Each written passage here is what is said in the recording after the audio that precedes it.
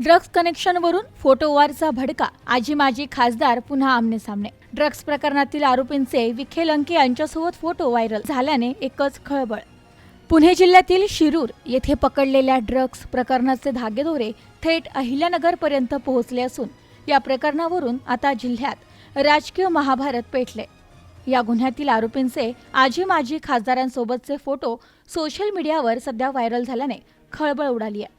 माजी खासदार डॉक्टर सुजय विखे पाटील यांनी ड्रग्स प्रकरणातील आरोपींचे खासदार निलेश लंके यांच्यासोबतचे फोटो दाखवत हल्लाबोल केला, तर दुसरीकडे खासदार लंके यांनीही विखे पाटलांचे ड्रग्स माफियांसोबतचे फोटो काढत ज्यांची घरे काचीची आहेत त्यांनी दुसऱ्यांवर दगड मारू नयेत असा खणखणीत टोला लावलाय। गेल्याच आठवड्यात अहिल्यानगर स्थानिक गुन्हे शाखेच्या LCB पोलीस कर्मचारी श्यामसुंदर विश्वनाथ गुजर याला अटक झाली।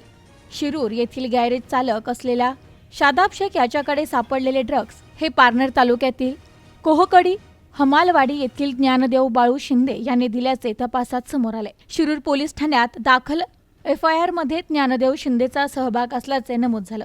याच शिंदे खासदार निलेश लंके व त्यांच्या पत्नी राणी लंके यांच्यासोबतचे फोटो आता व्हायरल झालेत। अगदी शिंदेंच्या मुलांच्या वाढदिवसालाही खासदार लंके हे उपस्थित असल्याचे व शिंदेंचे कुटुंबीय राणी लंके यांच्यासोबत काही फोटोत दिसल्याने ज्ञानदेव शिंदे हा लंकेचा कट्टर कार्यकर्ता असल्याच्या चर्चा दबक्या आवाजात सुरू झाल्यात। यावरून माजी खासदार डॉक्टर सुजय विखे पाटील यांनी शुक्रवारी पोलिसांवर गंभीर आरोप केले।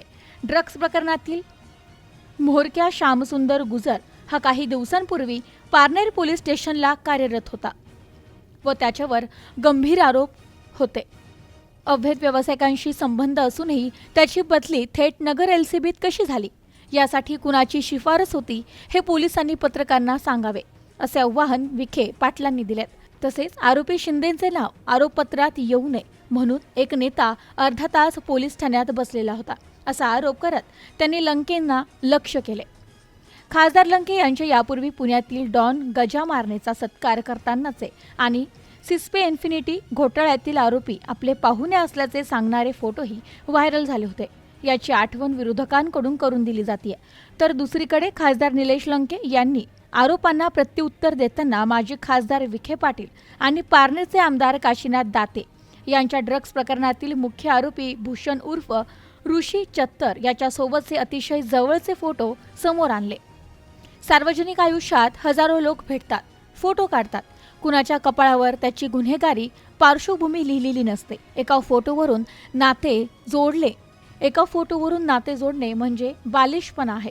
जर एका फोटोवरून ड्रग्सची संबंध जोडायचा असेल तर भूषण चत्तर याच्यासोबत विखे पाटील आणि आमदार दाते यांचे फोटो काय सांगतात? या तर्काने मग ड्रग्स माफिया कोण असा खडा सवाल लंके यांनी उपस्थित केलाय। 2 दिवसांपूर्वी सिस्पे इन्फिनिटी प्रकरणात आपले नाव जाणीवपूर्वक गौले गेल्याचे सांगत पारनेरना बदनाम करण्याचा हा विरोधकांचा डाव असल्याचे लंके यांनी म्हटलं होतं। आता या प्रकरणात कसलीही खातरमजा न करता बातम्या चालवणाऱ्या एका वृत्तवाहिनीवर सायबर गुन्ह्यातील गुन्हा दाखल करण्यात आला असून कायदेशीर लढाई लढू असा इशारा त्यांनी दिलाय।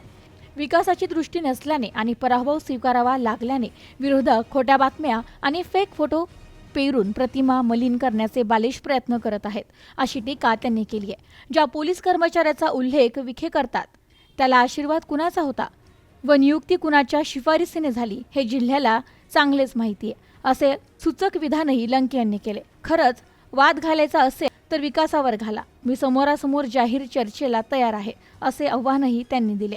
Bureau report, news today 24, Ahilyanagar.